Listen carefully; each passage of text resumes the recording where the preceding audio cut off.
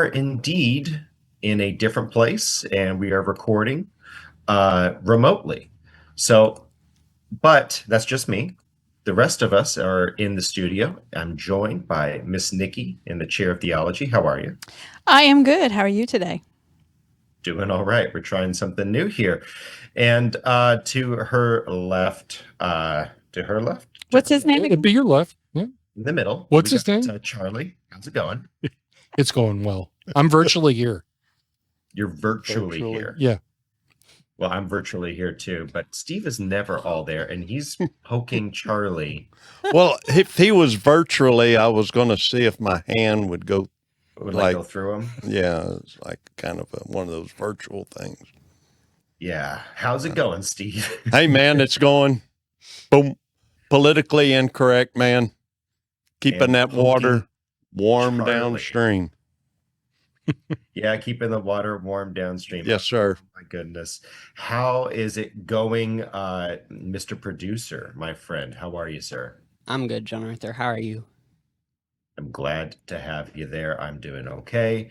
Just we're running as we are, and we're going to do things a little bit differently today. Today we're going to be talking about the government shutdown and what that means from an apologetic standpoint, and what exactly we as Christians and as conservatives can take away from that whole debacle.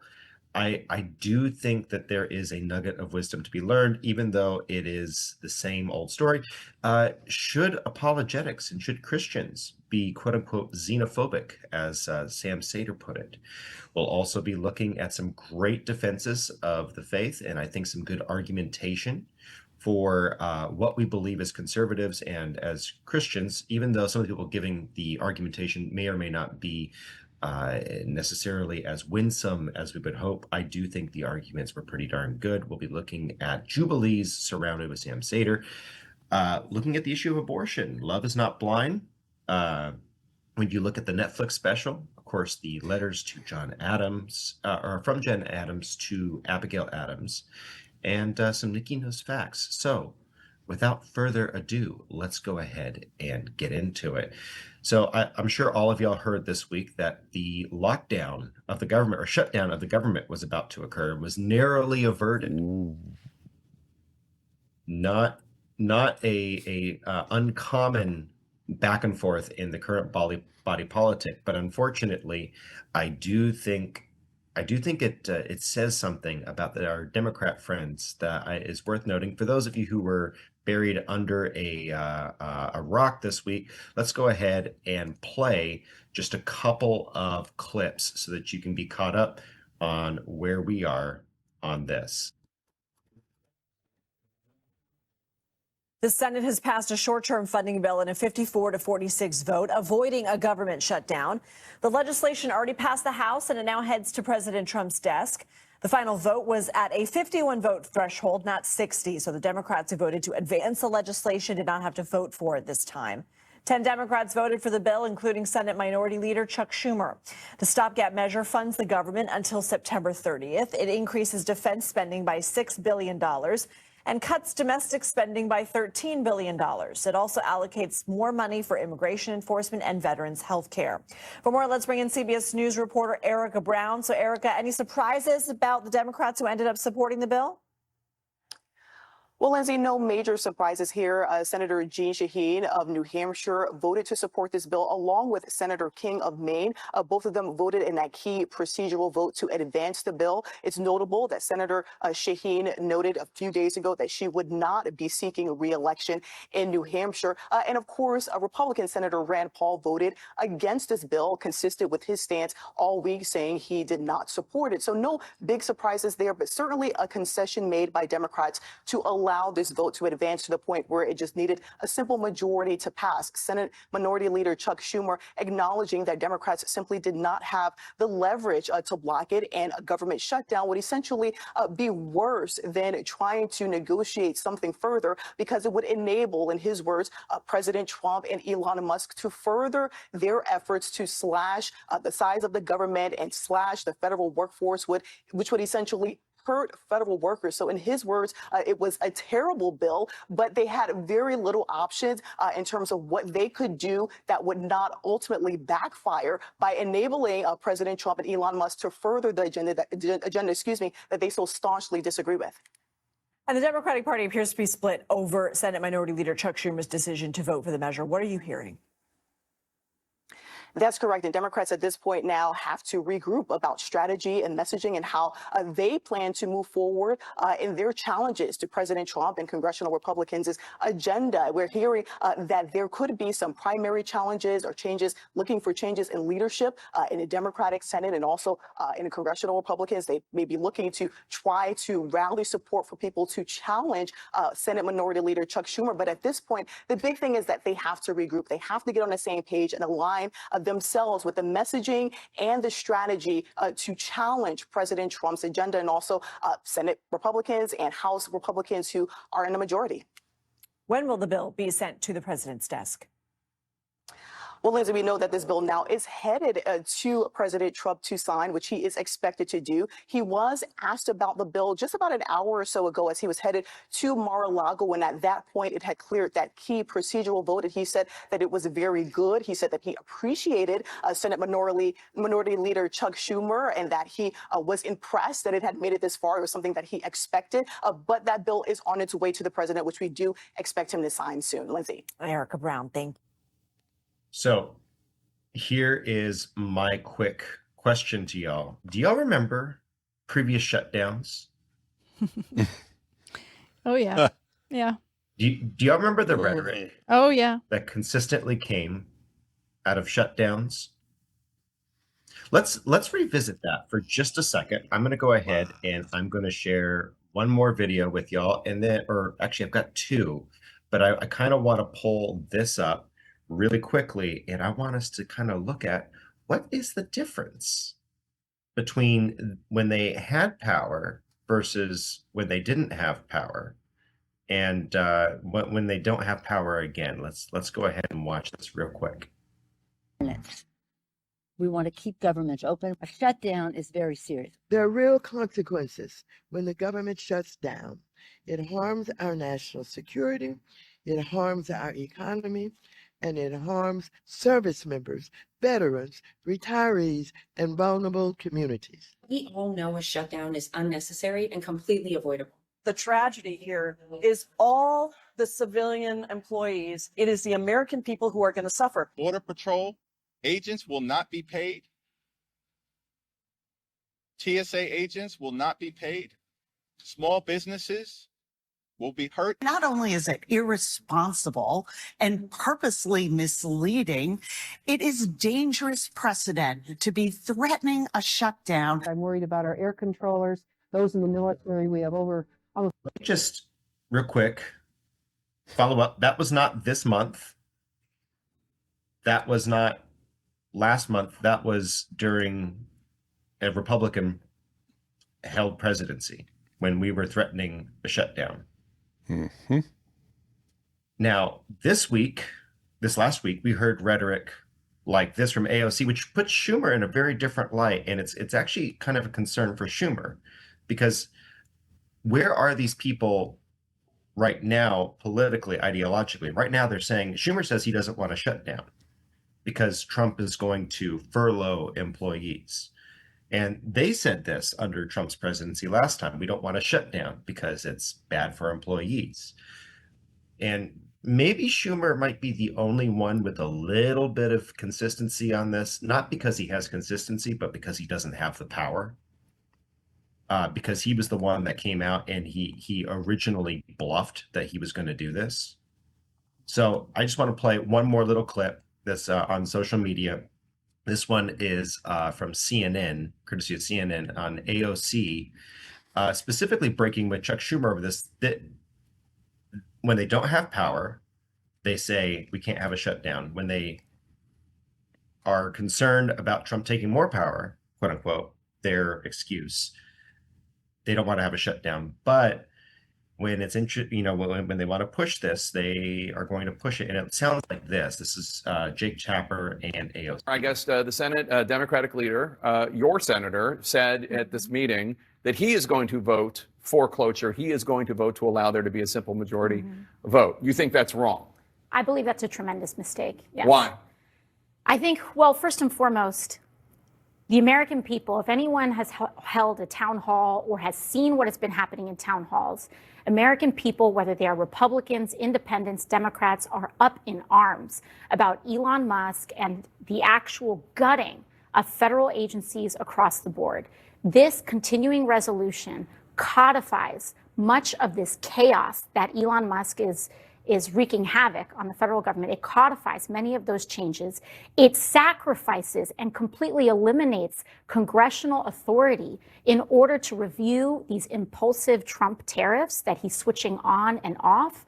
And on top of that, for folks who are concerned about effectiveness in government, this Republican extreme spending bill removes all of the guardrails and all of the accountability measures to ensure that money is being spent in the way that Congress has directed for it to be spent. This turns the federal government into a slush fund for Donald Trump and Elon Musk. It sacrifices congressional authority, and it is deeply partisan. And so to me, it is almost unthinkable why Senate Democrats would vote to hand the few pieces of leverage that we have away for free when we've been sent here to protect Social Security, protect Medicaid, and protect Medicare. Chuck, now, with that said, typically, who are the ones who really like to shut down the government in the past? Democrats.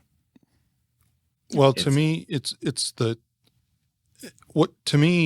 hypocrisy and the lies are deafening.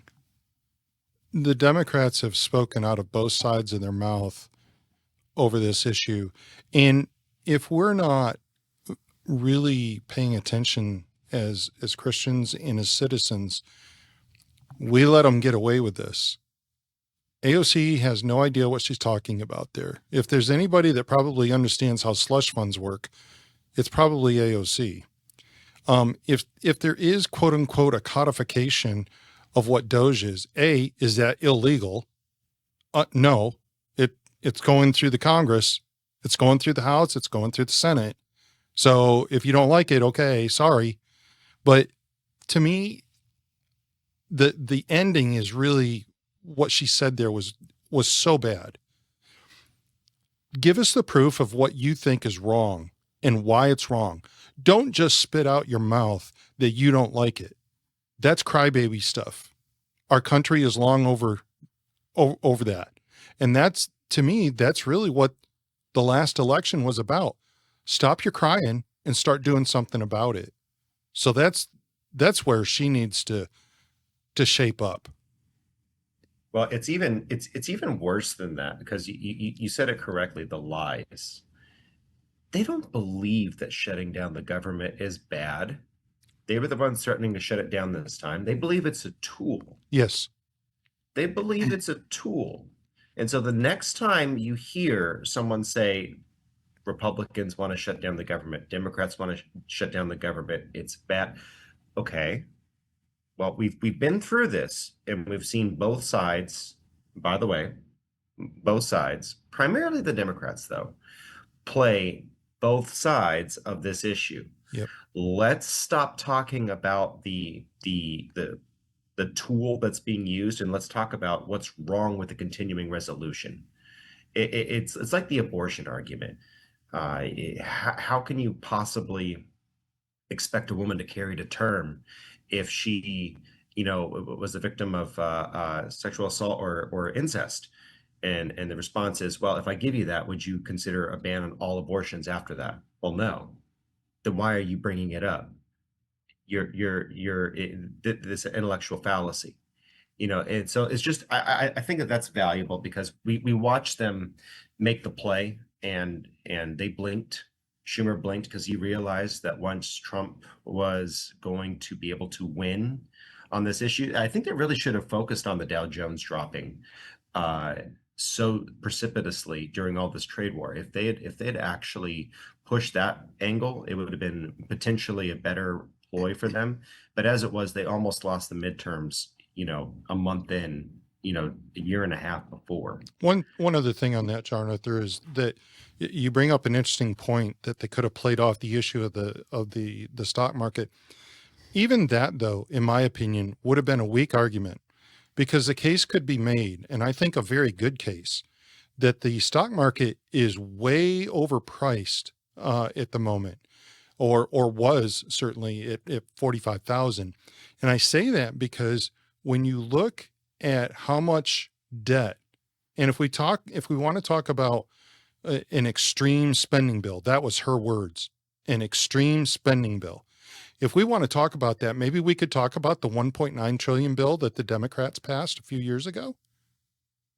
Maybe we could do that, but that wasn't extreme back then. That's why people like her have absolutely no credibility, because they're not really looking out for you. They're absolutely not. And this is the one issue that distinguishes Donald Trump from any other president in modern time. Any of them. He does care about America, and he does care about you. That's the bottom line. You may not agree with him on what he's doing, but it's unequivocally clear that he cares about the people of this country. Who else would give up a $400,000 salary? Mm-hmm. Hello?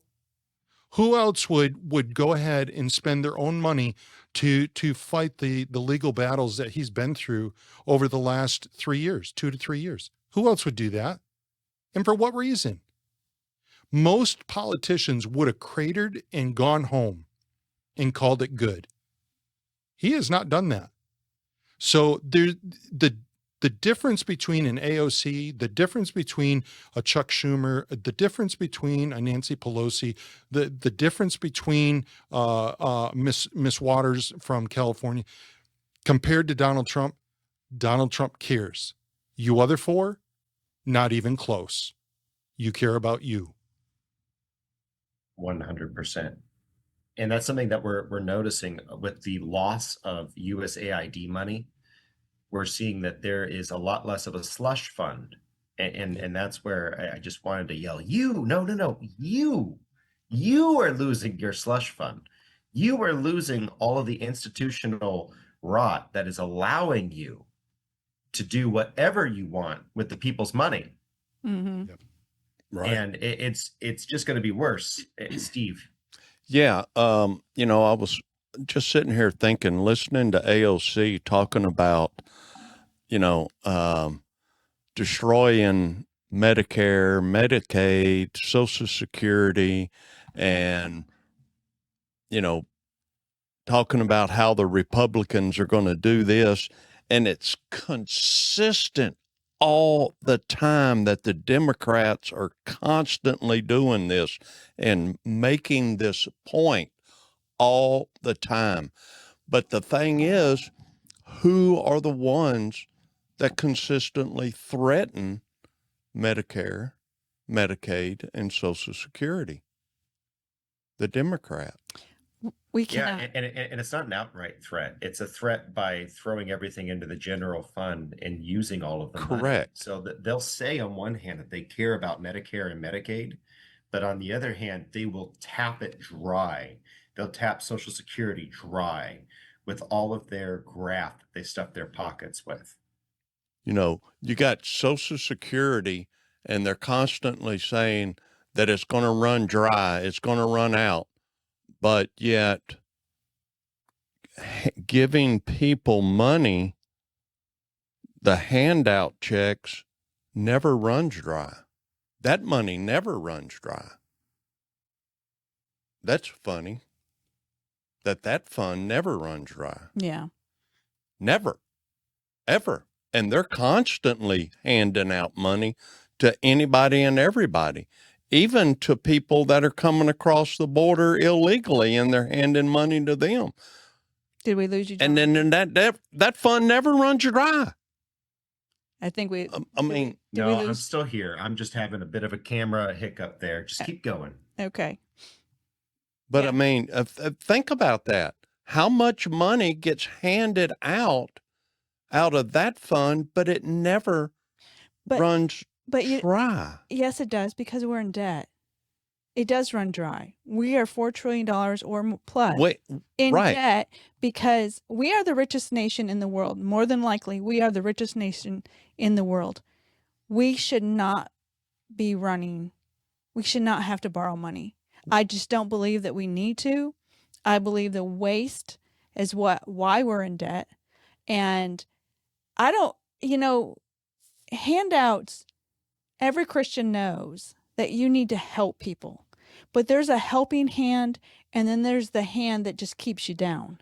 Correct. And we should be the people that want to give you a helping hand until you can stand on your feet. So that means welfare it has limitations. Correct. I agree. There's limitations on welfare.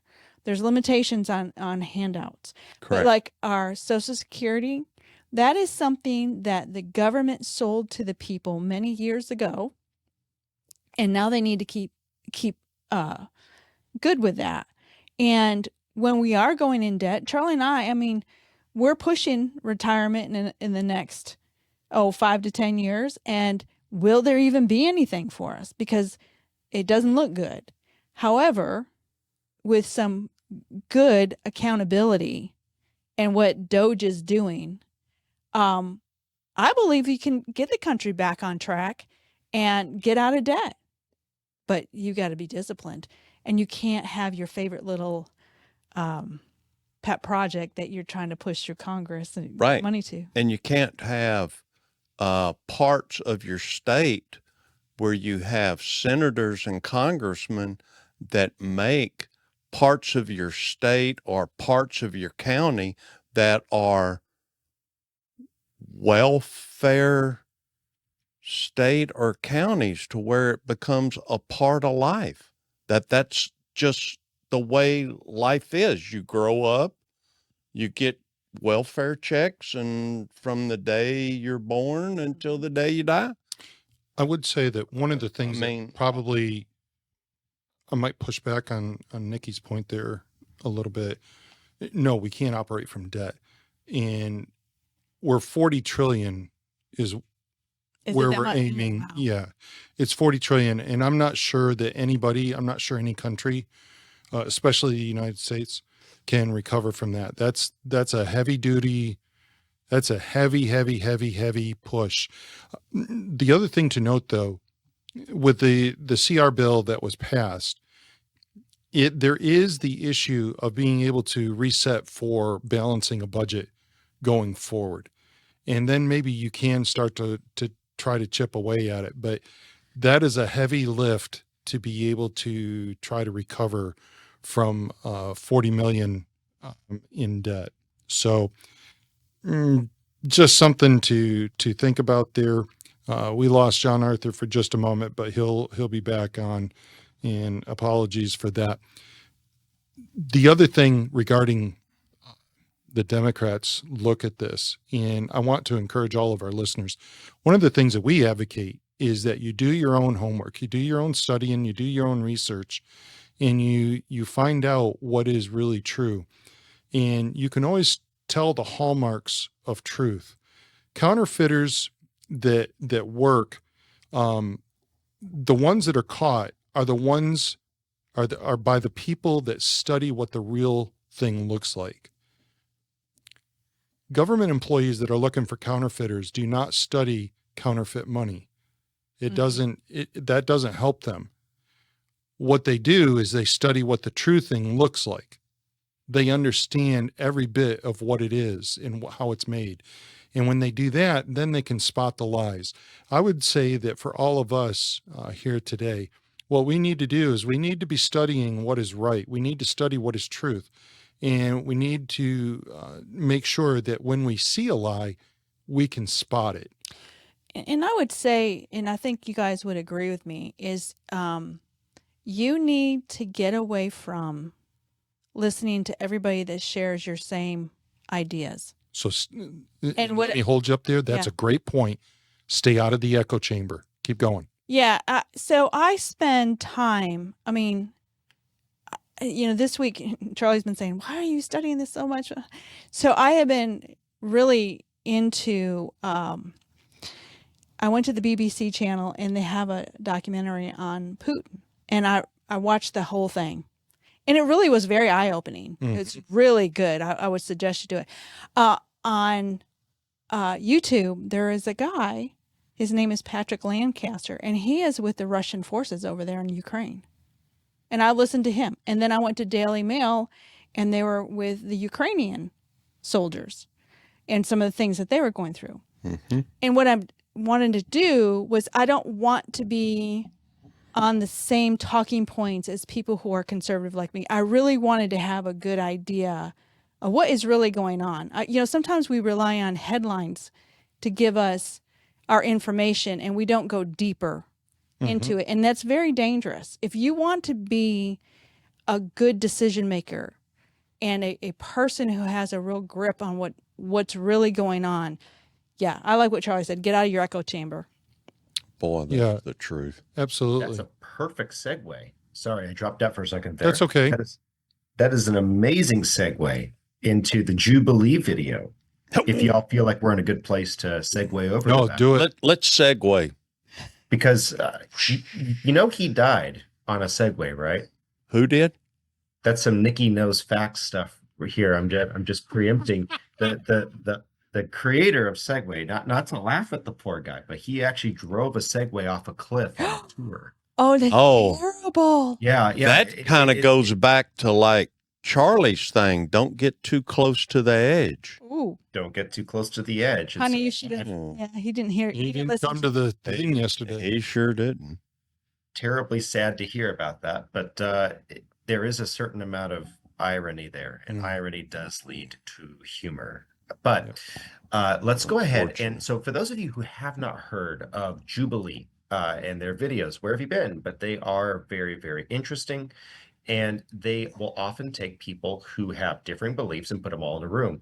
And Michael Knowles, Ben Shapiro, a few other folks have been on this version of Jubilee called Surrounded. And this is where you have 20 incumbents against one person of a shared belief. And Sam Seder, who is a relatively well-known leftist podcast host, I wouldn't call him an analog to Shapiro, but he is definitely up there. Took this middle seat, and he had these folks surround him. And this one here, not everyone on this panel was the sharpest tool. Yeah. I think what you're just trying to say is they don't know how to present their argument. Some of them do, and some of them don't. And this one, I think, did a decent job with xenophobic Christian nationalism, which is what. So coming into this, it's good to know that Sam Seder put this out there. This was his premise. Unless you are a billionaire religious fundamentalist or a xenophobic nationalist, voting for Trump was a mistake. And so that's his premise. And so this person, she hops in and she picks up where he's putting up forward that statement, and she uses the term, which I think is fine once you've defined terms. It can kind of be dicey when you're dealing with internet clickbait. But you have this one, a young man who defended the faith, and the third who defended the rights to property ownership. And I think all of them are very interesting. Say pause if you want me to pause, and we can break down a point. But I think that this is a gold mine for being able to defend your faith, defend your beliefs on display on Jubilee. So I'm going to go ahead and share this real quick. We've got about 3 of these clips, and each of them are about 3 to 7 minutes long. So feel free to pause me in studio crew. Hi, Sam. So I actually think that this liberal world order needs to be thrown away completely. And I think Christian nationalism would be a good alternative. What we're seeing right now is just congratulations. Yeah, and thank you. And yeah, I think what we're seeing right now is a culture of death. This is the most suicidal generation ever. We have millions of children dying by abortion. People aren't even reproducing. We don't even have like a. Should we mandate people reproduce? No, I don't think we need to mandate. We can just stop them from killing their kids. There are like you want to outlaw abortion. Yes. Yes. I mean, we have a fundamental disagreement on this. And my claim was that if you voted for Trump, it would be to your benefit if you want to outlaw abortion. I think it would benefit Pause. Yeah, I disagree. Yes, Charlie. That's wrong. That is not true. And Trump has made this clear. By the way, if there was one issue, and this is where Democrats have not been able to land, they've not been able to land a punch on this. Donald Trump is not outright against abortion. No, he's not against abortion. And he's actually a populist. That's exactly right. And people need to understand those terms. And for those that don't, populist means I'm going to do what a majority of the population wants. That's the premise to that. So to make the point in what's his name, Sam, right? Cedar. So when he's making the point, well, congratulations. No, not congratulations, because the abortion issue is not going to move in the next 4 years. Donald Trump did exactly what he wanted to in the first term. And what was it? To overturn, that's right, to overturn Roe versus Wade and put it back to the states. Well. Guess what happened? Yeah, that's what he did. And people don't understand that when it's in the hands of the state, you have more of a say in it than when it's in a federal law. For those of us, majority fails. Yes. Because a minority can move. And you actually saw this in the libertarian movement that basically infiltrated New Hampshire. I got to have a good conversation with Patrick Byrne one time of libertarian fame. And he said, that was the calculus. If there were enough of us that moved to a state, maybe we could start to see some of the libertarian ideas actually fulfilled in New Hampshire. And in a way they did. You actually have a lot of constitutional carry, and you have a lot of other libertarian hallmarks there present in New Hampshire. However, you just don't have the conservative side put out there. So that is, I think, a great example of what you can do when you actually move and you use the system. And this clip that you just played is an excellent example of where we as citizens, we need to be paying attention to the words and validating/verifying them, because what he said was unequivocally wrong. It's not congratulations. And exactly. And by the way, this one, I'm not sure about some of the remarks that are made here by this young woman. However, she does go on to clarify that pretty dang well. For the most part, I think this was a really good defense of the faith and of the general movement. The winning mentality is a little bit strong with this one, but that's okay. You are up against Sam Cedar, and he probably does need to be taken down a notch. But definitely, this clip does go a little bit further, and it goes a little bit further hardcore. So if you're ready, we'll play the rest. Yep. I think that women should have the right to choose. I think that it would benefit everyone to bring back the family unit, to stop having women just thrown into the workforce. Maybe we shouldn't allow women to choose to divorce unless their husbands say it's okay. I mean, I don't really believe in divorce in general, so sure. This is a weak argument. This, I think, though, reinforces my point that if you are it would be better for society. It would be better for everybody in society. And same with xenophobic what's the problem with xenophobic nationalism? Don't you think that's better for Americans in general? To be xenophobic nationalism is better. We should have a coherent culture. Everyone should be a part of the same culture. We should have assimilation. Which, do you get to choose what the culture is? We already have a dominant culture. What is based the dominant on European culture? and Christian values and identity. That is the dominant culture. White Christian. It's rooted in European identity. White. So your argument is that has been the dominant culture. We're not letting people assimilate to that. We're saying you should keep your culture, and this is why our culture is so divided. Your argument is that Trump is good for those who want a dominant white European culture. I mean, that is what America is. It's rooted in European identity and Christian values. That's what it has been. Would you really disagree with that? What is it then if that's not the identity of America? Well, I think the identity of For the America. majority of time, America's been a country. You don't think that's been the identity? Wait for it. Well, actually, no. I think actually the identity of America has been, for better or for worse, a melting pot in that regard. Maybe since like the 1960s. Even then, even we had this idea of a melting pot literally means assimilation too. It means melting. It means you're assimilating to the dominant culture. Is that not what melting means? No, it doesn't and mean now you're we're saying there's something wrong with the dominant xenophobia. culture. No, I mean, look, I got to be honest with you. You and I have a fundamental disagreement. We will never see eye to eye on this. Okay, so melting pot. Trivia pursuit, real quick. Does anyone remember which president popularized that term? I do not. I want to say that goes back to the 50s, maybe to Roosevelt. Teddy. Roosevelt? Teddy Roosevelt. Try the teens, 1900s, early 1900s, the turn of. It was actually used in a play. And Roosevelt said, that's really interesting because everyone comes in and they lose their identity to the mass, but the mass retains the value and substance of the individuals. That is a beautiful thing that America is. Yep. But you are burning off the impurities of the other cultures as you come in, because the rubric is that we're bringing these people. You can bring your Indian, your African, your Italian, your Russian cultures and heritages in, and that becomes part of the substance in the fabric. But you got to get rid of the bad nutrition, the bad sanitation, the communist ideas that you bring in with you, because we do have an identity.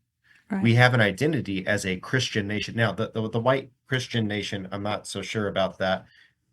It is predominantly a Western cultured nation, and that comes from Christianity. The only reason Western culture has any value is because of the thoughts and the morality of Christianity. The idea that you would have someone who is weak or mild or meek, and they have set aside their own desires for the sake of someone else. That's not a common idea when you look at the grand scheme of thousands of human years of history. I think I thought for her arguments, she made it sound like the only value as a nation, almost as a person, if you follow this through, is if you're white. And that's not true. She didn't. Yeah, she didn't mean that. I'm not sure if she did or didn't. Some people actually do hold that belief. The white identitarian right in Europe hold that belief that all of the immigrants that are coming in are irreparably tarnished because of their skin color. I don't at all agree with that. And you look at Americans, you'll see, no matter what color they are, as long as they've bought into the Christian ideology, they're going to be very productive people. They're going to be the type of people that do land someone on the moon. They're going to be the type of people who also, while landing someone on the moon, they also provide for the sick and the hungry. Yes, Steve. Yeah. I would dare to say that probably close to 200 years of this nation's culture is probably, I don't want to say, and don't misunderstand what I'm saying. I'm not saying white. This is not Western. Part of it, okay? I would say a Christian European kind of culture, which entails a large amount of different types of peoples groups. There's all kinds of people groups in the European area. I mean, you're talking loads of diversity, diversity of people groups. I would say for that young lady is that she's very passionate. You know, saying that, I would never say we're Christian nationalists because I think that's putting worshiping the nation in a place that I don't worship my nation, but I honor and love my country. But I would say to her, keep arguing. You're passionate and you're young, and let your arguments grow. Yeah. So I think the fact that she was brave enough to sit down and to share her passion, I think in time she's going to be a great, have a great gift to be able to argue her position. And he didn't have much to come back with. No. No, he didn't. And he's one of the major thought leaders in the podcast realm for your general basic, again, he's not a Ben Shapiro on the left, but he's not even close. Well, no, I'm just saying as far as what the left holds. But yes, I agree. I think that there's a serious deficit in his ability to argue, and I think we need to be careful that we are ultimately focused on winning the overall battle of hearts and minds. And I do see that missing in some conservative commentators and pundits. I see that missing all the time on Fox. And don't get me wrong, there's a time for the warrior spirit, and that needs to be held. And I think it's a good thing. It's a breath of fresh air to see someone fighting. You just got to remember that there is a time to go after the person, and there's a time to go after the subject matter. Yeah. However, I think generally that was a fantastic display of laying it out. And you got to remember, she's using his terms. I would have better defined the terms. I would have come in with, if you mean by Christian nationalist, someone who believes that America is exceptional and that America has a right to hold to her own and take care of her own sons and daughters, and all while underneath the values of the Judeo-Christian God, then yeah, I'm a Christian nationalist. Fight me. I'm sorry. I don't care. If you want to say that that's a bad thing, then we have a fundamental disagreement. However, if you mean that I'm someone that desires to put the gun, the barrel of a gun at someone's neck if they don't convert to Christianity, then that's simply not what I mean. I just don't think that you can go around killing babies. I don't think you can go around killing old people. I don't think you can go around doing the things that your side wants to do. And the reason I think that is because I'm a Christian. I have a set of priors where morality comes from, which leads us really well to our next individual who he actually came before in the debate, but I wanted to set out with that one to start. This individual gentleman, he kind of starts to challenge Sam on the fundamentalists.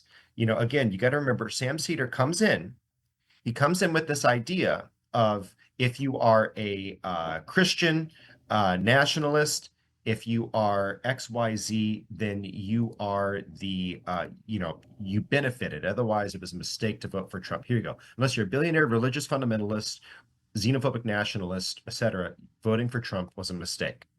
And so this other young gentleman comes forward, and I think he does a really good job kind of laying out, hey, I want to ask you, you say religious fundamentalism is bad.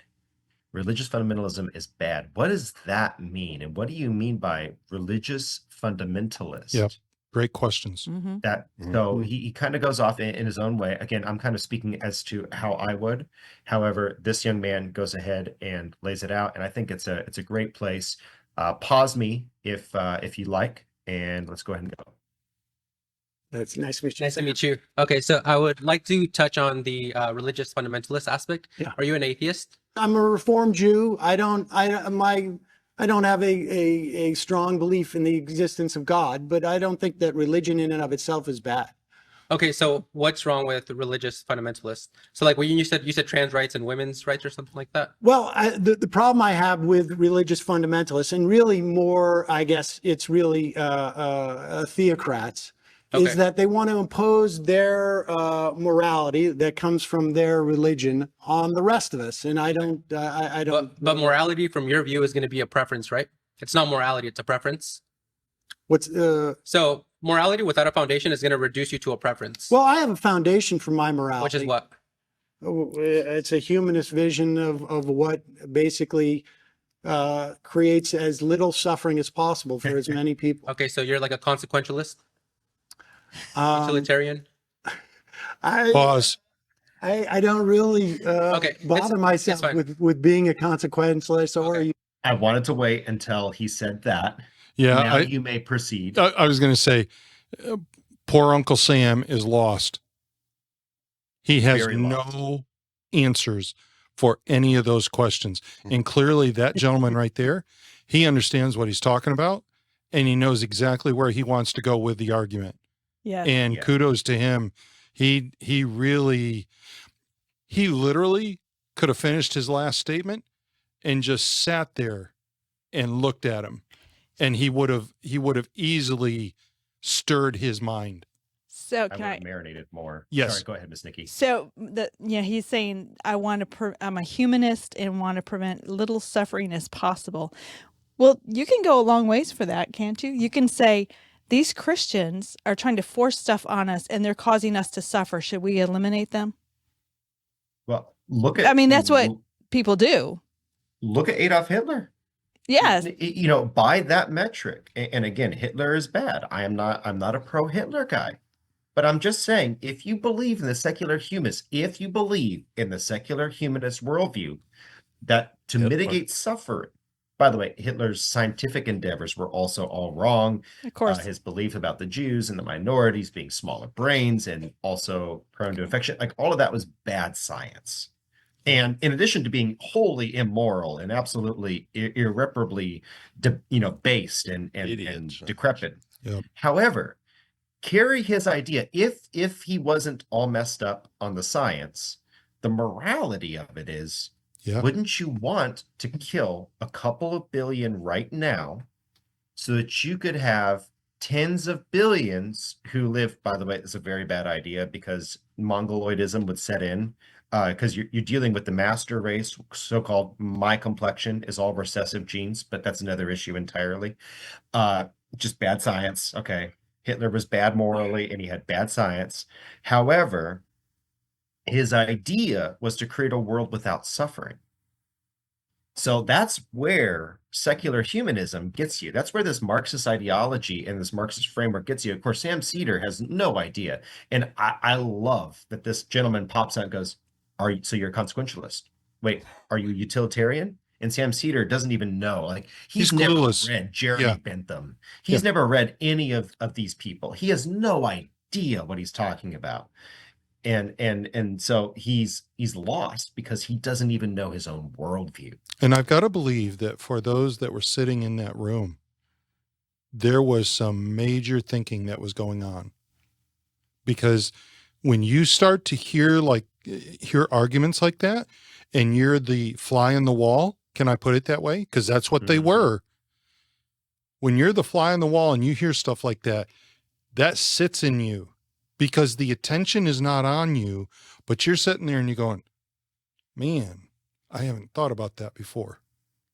Mm-hmm. Really well spoken. The guy really nailed that. Let's go just a little bit further here because this gentleman is not done with gems. This is a great exchange. Utilitarian. It's always going to reduce you to a preference. So if you say that killing is wrong and I say it's right, you would really have no contention with that.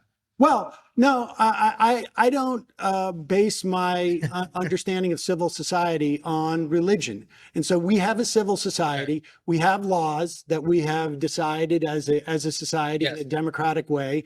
And for some people, it's okay for it to be informed by their religion. That's okay. Okay, perfect. So if tomorrow society comes together and we say, hey, trans folks don't deserve rights, you would be okay with that? No, I would be against it, but I mean, it would be morally right under your not morally right. No. I'm not talking about morals. Okay, so here's where I'm getting to, right? Religious foundations provide an ethical framework for one to live their life off. I believe you can have an ethical framework without religion. And if we take the leftist view to its logical tail end, to its extreme view, you have low reproductive birth rates. You have a reproductive dead end. So two men together can't reproduce unless they have to take from a healthy straight couple. Religion provides this foundation where you do prioritize the nuclear family. So do you have a problem with gay people being married? It's not that I have a problem. I just don't see a justification for why they ought to be gay outside of it just feels good. Can you give me another justification for it? Well, I think maybe that's the way they were born. Okay. What about pedophiles? Are they born that way? They may be, yeah. Okay. Ouch. So should we let a pedophile off the hook since they were born that way?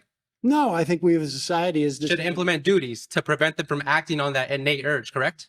Well, I think between consenting adults, it's a different thing than. Okay, than so you're okay preying on with a children. 45-year-old dad with a 19-year-old daughter as well? Incest. No. If they consent, you're okay with that? No, I think society has also determined that it's like it's not beneficial. Right. There's duties and obligations that we have. So religion provides those duties.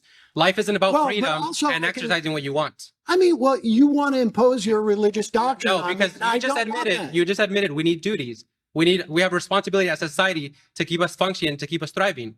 Your leftist view, the liberal view, doesn't provide anything besides it just makes me feel good. Religion does. So what's your argument? What's my argument as to why I don't want You have no your contention. religion to? Well, because the other, first of all, I don't think that you have the right to corner what God is telling us is right or wrong. And there are differences between religions. And so my argument is, you know, like you're not going to pause that. Keep halal or kosher. Yes. Right? That right there, folks, is a perfect place. He responded to that so beautifully and asked the question very appropriately. And that's where you want to stop and take him back to. So if Jesus Christ is who he said he was, and he literally came out of that grave, you've got some serious things to think about. Because that has a whole lot of ramifications. Because then he does become the authority. He is the one that we should be listening to. He is not just another religious figure. Now he is God. That makes a huge difference.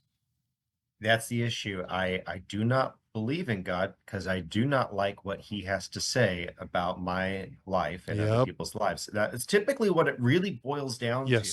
And the point of an apologist is to dismiss the rational and let me rephrase that, to break down the rational arguments against God and then be able to say, okay, so this is an emotional, spiritual decision. This is a decision that you need to make. And I love it when he said, and I would have backed him up a little bit more or attempted to. The way that this gentleman handled Sam Seder was brilliant. I'm not critiquing him in a negative way. By the way, someone said in the comment section here, by the way, if you're one of our regular Further Everyday listeners, we are on PSB on Sundays, 2 to 4 Eastern, 1 to 3 Central every week. So you can be part of the chat there. However, someone just said about the other young lady. She said, I don't think she said white. She definitely said white nationalist, white European culture, which is fine. I actually don't have a problem with being white. I don't have a problem with America, quote unquote, being white. What we're looking at is defining terms because it's not the whiteness that does it. It is the culture. Just like it's not the blackness of Africa that keeps them in constant wars. It's not their genes. It's not their genetics. It's an issue of culture. And wherever you see Christ come into the darker portions of the world that are torn by war, all of a sudden you start to see mercy, grace, all those things come in. But what I would have pushed with this guy, connecting those two in, I would have pushed it back just a little bit. I would have been tempted to say, hey, you say that we don't get you don't get your set of morals from religion. You don't follow religion. Well, by definition, you still have a worldview. And your worldview has to construct, or receive one of those things. You are defining it yourself, or you are receiving it from outside of yourself, your morality. You have to derive it. Either you come up with it based on preference, which is what he originally started with, brilliantly, by the way. He just mowed him down with the age of consent, which, by the way, you know, I had this debate with a Christian not long ago, and she says, well, Joseph was gross for marrying Mary, the mother of God. If she was 14 years old and he was 25 or 30, that was gross. I said, why is it gross? That's a whole question that you need to start to ask as to why. It's not the age, it's the maturity, which often track, especially in today's era, people are so immature, they track alongside. It's not a debate I want to get into necessarily right now, but the way that he just toppled Sam, it's like, look, this is not based on arbitrary ages. There is a reason why we do it. And if you want to talk about the age of consent, it really has to do with a power imbalance and a lack of maturity. But we've put ages on it because we assume a certain amount, and I think it's a good thing. I think it's a very good thing. I'm not for lowering the age of consent, okay, just so that I'm very, very clear. But there's a reason, a rationale behind that, and Sam Seder has never thought of that. He's never even conceived of it. You could see the way that he looked at it on his face. It's just something that he's never considered. Yeah. And he absolutely got ruled. And one other point I want to make here, John Arthur, is this. And, you know, when it comes to, well, will you allow? There are some that would say that Trump will not allow transgenderism. Here again, I don't know if that's really true. What he won't allow is transgenderism in children. That's the issue. And in sports. I think that's another issue. Well, in men, biological males participating in women's sports. And I don't have a disagreement with either of those issues in terms of we should have laws against that. Why? For the protection of children, for the protection of females. So that children, when they get old enough, guess what they can do? They can make those decisions. That's really not much different than a homosexual issue. Is homosexuality allowed? Yes. Do we as Christians really want that? We don't think it's right. But at the end of the day, what can I do to force you to not do that? Okay, so let me speak from the biblical sense of that. Is the Bible makes it very clear that when society embraces certain things, that is the fall of society. So nothing is new under the sun. Nothing is new. So go back into history and study those societies that did embrace sexual immorality and all kinds of sexual immorality. I'm not just talking about homosexuality. And you will see that when morality falls, society falls shortly thereafter. But, and I don't disagree with any of what you just said. I totally. Yeah. If I may just, and I'll let you finish, is also moral, when morals fall, the family falls, things of that nature that hold society together, that is, actually it's a reflection that society is falling. And I would say that I totally agree with what you just said.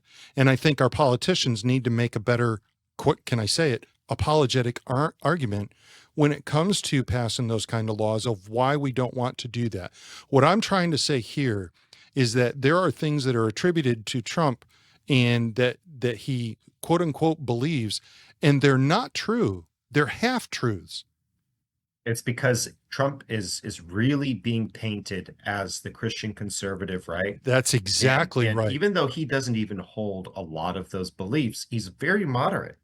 President Trump is incredibly moderate. Yes. And that young lady, she actually goes, hey, I don't think we played it. She actually goes a little bit further and says, yeah, he's not even conservative enough. And you want to know something? That's an excellent point. Where was Trump before he became a Republican? She literally said, so I regret us pausing that early, because she actually went on to say, yeah, he's just a Democrat from 15 years ago. Yes. He's one of y'all 15 years ago. Yes. And he's not even conservative. And Sam goes, well, that proves my point. She goes, well, you know what? Actually, my point is that you are the one that strayed further from your own ideas, was I think her point. Great counterpoint. Excellently laid out. So let's finish this guy real quick. And then I don't know if we have time to get to the next one because we've got a bunch more to do, but let's see if we can break this down just a little bit further. I find that these are great little clips. So here we go. I mean, I don't believe that someone has a corner on religious truth. And the reason why we have a democracy is because we didn't want a king. And the kings came from the idea that their God said that they're the ones who's supposed to be king. And so we can disagree on this. I don't want to live in a country that is ruled by religious fundamentalism. And if I do, you have no issue with that. And no. And this is why I say under Trump, Yes, you have one. Yes. You have a Only bunch male of and Christian. female. You're right. You have a Christian nationalist, and which is necessary. So I concede the point that under Trump, your Christian nationalism has gained an advantage into this. Sorry, we're going to have more kids. We're going to have less abortions. We're going to have more family. We're going to have stable family households. Sorry about better education. Gay people should be. They should be straight. They should be straight. Women should be secondary to their husbands. Women should submit right? to the husbands. Women that should doesn't mean they are slaves. Right. It doesn't mean they are slaves. It means they are protected. Okay, let me ask you.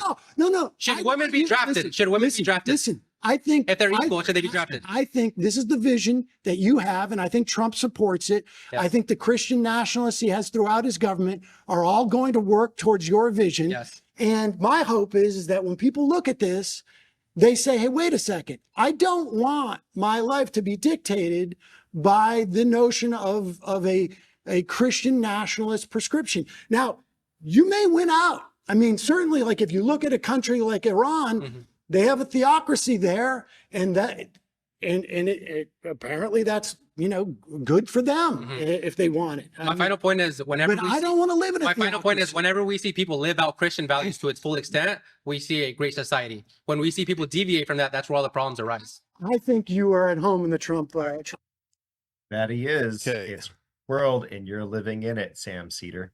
Good luck. I'm sorry. It's a little bit floated. It's interesting that, they're sitting there talking about that, and the guy's talking about biblical stuff on his wife submitting. And for some reason, when you talk to people about that, people think that you want a wife as a slave. Yes. And I've never once read that in the Bible saying that your wife should be a slave. So here's where you have to this is where you have to define your terms. Correct. So when I was growing up, my mother got married and her thing was no man's going to tell me what to do. So I that's how I was raised in that kind of home. So when my parents became Christians when I was 15, that was quite an adjustment because my mother was the strong one in the house. Of course, she was still the strong one in the house afterwards too. But here was a real journey for me is because my husband will tell you, strongly opinionated. I have a strong personality. I'll just say it that way. I have a very strong personality. But my husband will tell you that I am a submissive wife. But so that's a contradiction, isn't it? How can you be a submissive wife? So here is the real definition of that, is that as a Christian, my husband submits unto the Lord, and I submit unto. And what that means is you're coming under the umbrella of God's provision for your home and your family. You're coming under roles and responsibilities and taking that on. It's not him telling me, oh, you can spend money today, or you can't go there, you can't do this, or that's not what that means. It has nothing to do with that. It has two people in agreement to come under the will of the Lord and perform the duties and the roles and responsibilities that God has provided.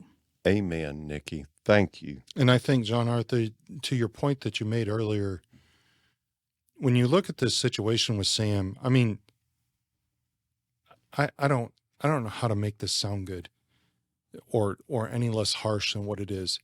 Go harsh. He's out of his league. He cannot articulate arguments against what is being said. And I will say this gentleman did a really good job. The earlier lady there, I love her passion in her fortitude to argue with him. She could have made better arguments. Understood. There's times when I can make better arguments.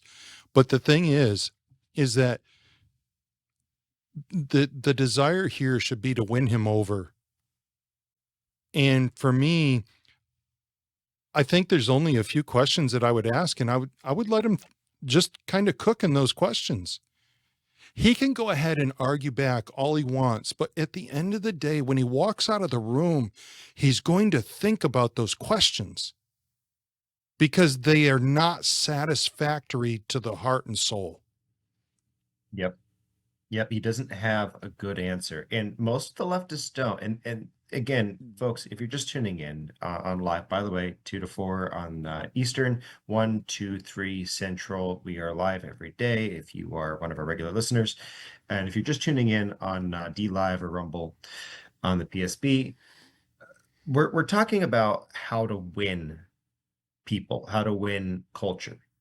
And we're trying to win the heart, the mind, the soul. And that partly comes from the reason, because you have to be able to deconstruct their faith, right? They're always, we hear about the deconstruction of the Christian faith over and over and over again, about how all these Christians are deconstructing. Well, that's fine, but we want to be deconstructing their faith because they've been on a reason-based campaign, and a poorly reasoned-based campaign to deconstruct the Western world on whole. Because at the heart of that, in the heart of the attack that Satan is levying at the Western world, is Christianity works. It's because when you follow the maker's instruction manual for how you're supposed to live and how you're supposed to work, it's amazing. Society blossoms. And it's because we were made a certain way. We were made with a purpose.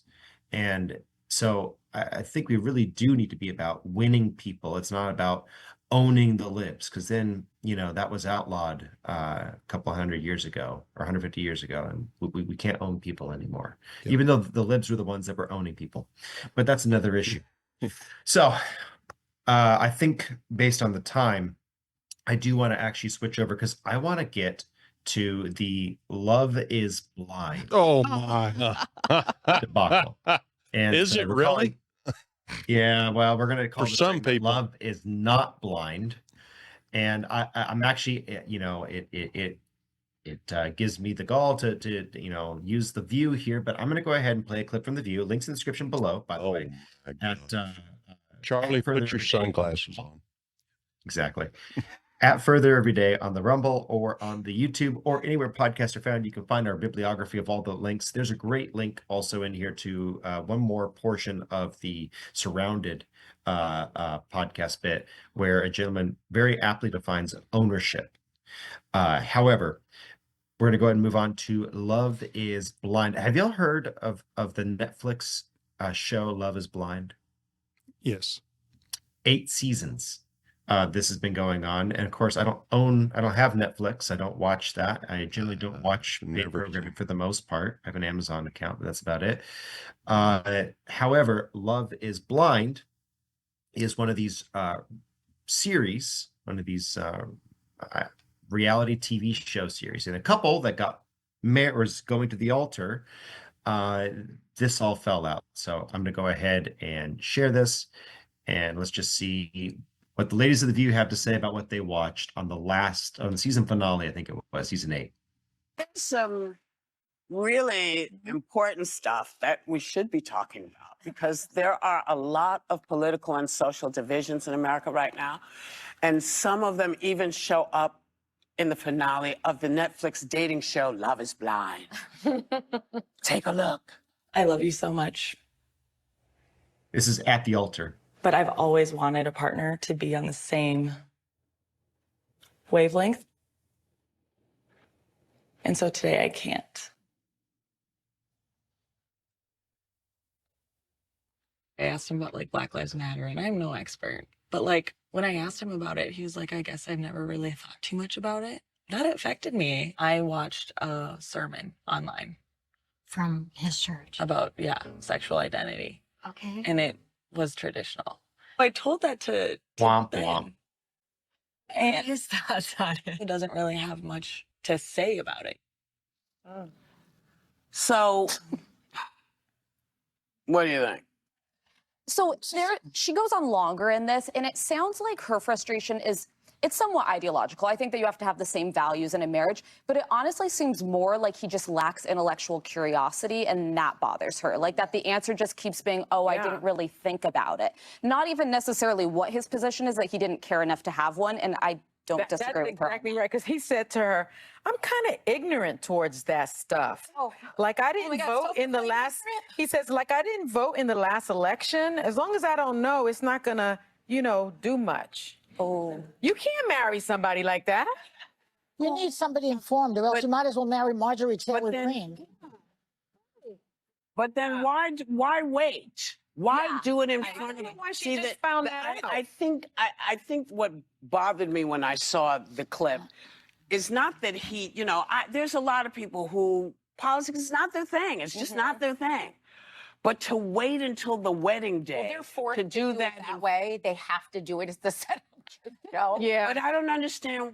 It felt a little cruel. It did feel cruel. Yeah, I felt Because she could have said, no, I'm not going to marry you, and here's why. And they could have had the fight there, but they did it in so public a way. I just thought it was, But I don't know about this. I don't know why you. Of uninformed women. He'll be calling him up. He's very cute. I'm not worried about him. Yeah, no, I'm not worried about him, but I don't. So all of that aside, I'm going to just skip past their commentary. I do think that there are two things that we can derive from this episode, where you have a woman saying, okay, so what do you think about Black Lives Matter? What do you think about the LGBT movement? And this guy is going to a church, a mainline evangelical church. And I think there's a couple things. Was this man hiding because he was scared because he's got this beautiful woman who is attractive, et cetera, et cetera? Was he concerned that if he spoke up, he would lose his shot with her? Okay, number one. Number two, is he actually that clueless? And which one kind of matters a little bit? Charlie, you have thoughts? Well, first of all, this was unequivocally pure, unadulterated TV. This was scripted. Yeah. And it was foolish. That's number one. But let's say for the moment that it wasn't scripted. Let's say that this was real. And by the way, there's just no chance.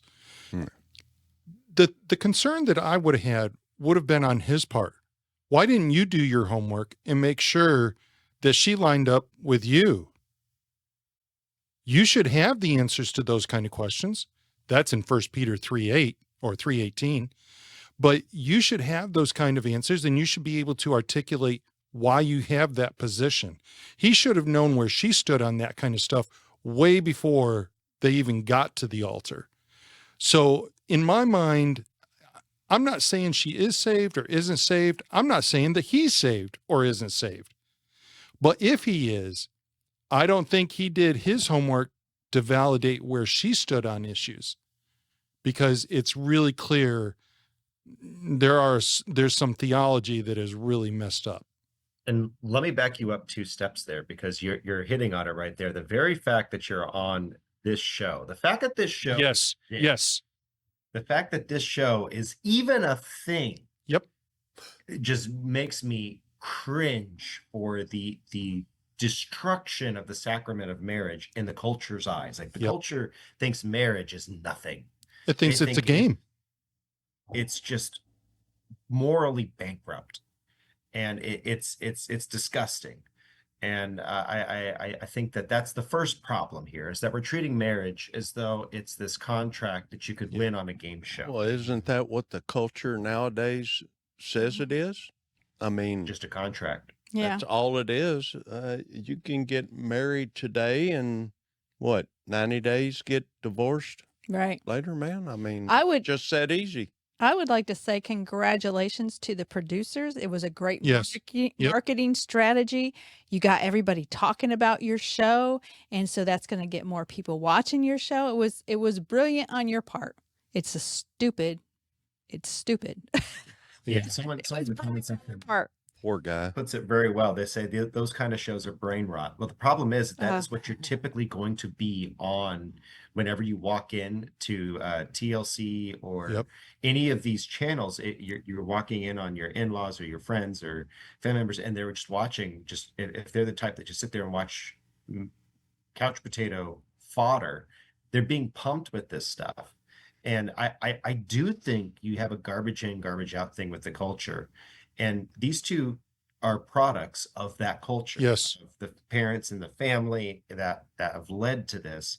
And I don't think that the actual interaction I don't take seriously. By the way, if you want to look it up, I'll put a link in the description down below at Further Everyday on Rumble or YouTube.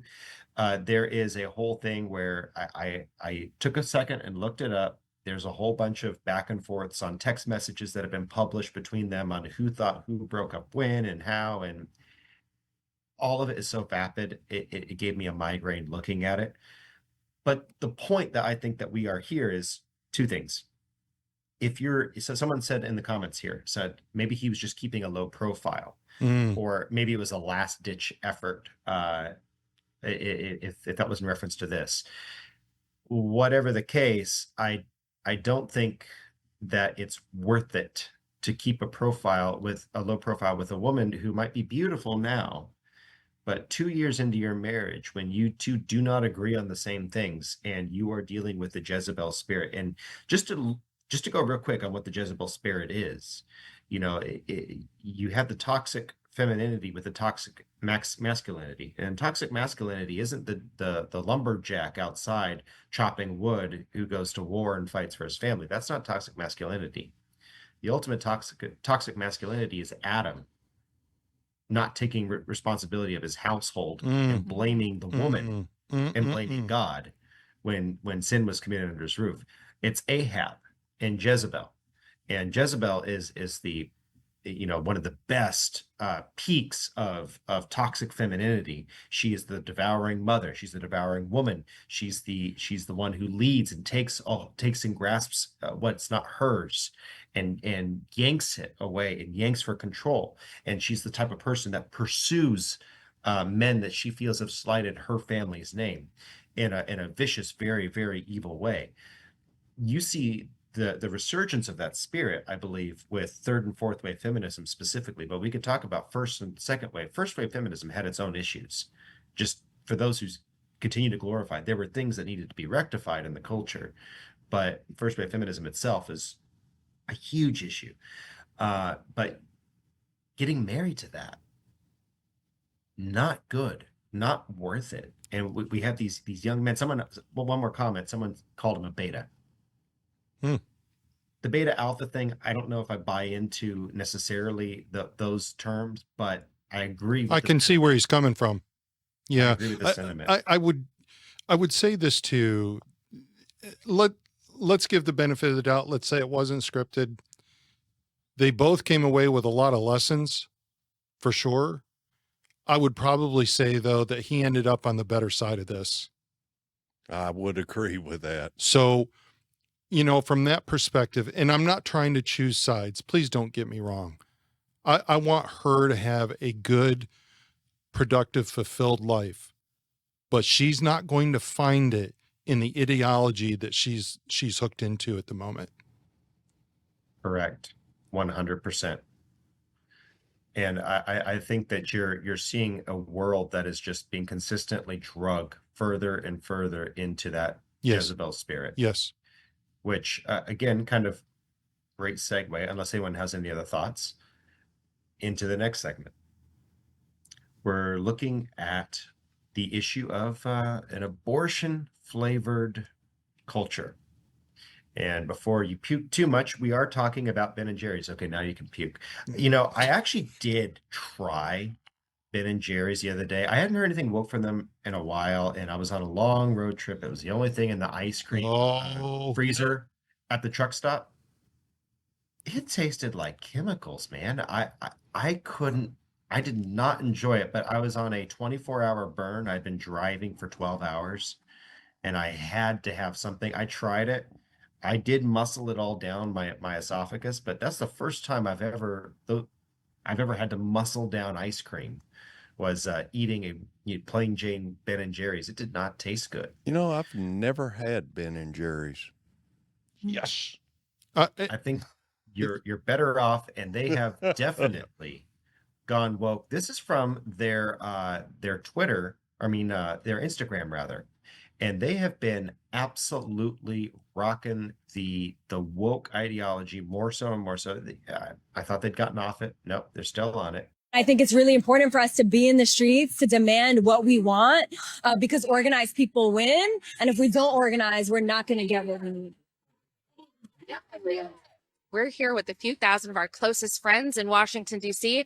at the People's March, and this is what joyful resistance looks like. Let's hear why people are out here marching today. We are here because we're marching for each other. We're here because we care about one another, and we are committed to demonstrating that care in and out of every single day. For all of those voices that won't be heard today, I wanted to come and be one of those people that stood in the gap. I come from a working class immigrant community. I organize in that community, and I'm terrified for what's to come, specifically for undocumented folks in my neighborhood, for women, for Muslim women who are walking down the street afraid of their hijab being pulled off, afraid of what might happen to their families. I mean, I have 4 granddaughters and 4 grandsons, and I want their bodies to be protected. There's women's issues, there's the LGBTQ community, there's Black Lives Matter, there's immigrants, there's racial minorities. We believe in our right to protest, we believe in resistance, and we believe in holding our leaders accountable. Wherever you unite in defense of your rights, we'll be there to support you, and we'll bring the ice cream. No, you won't. Well, there's, No, you won't. Go ahead, Miss Nicki. You're not going to be there in defense of our rights, because it depends if our rights don't agree with your rights. I have the right to raise my child. I have the right to teach my child what I want. I have the right to go to a school board meeting and voice my opinion. I have the right to say, I don't want you to bring pornography into elementary school and show my child.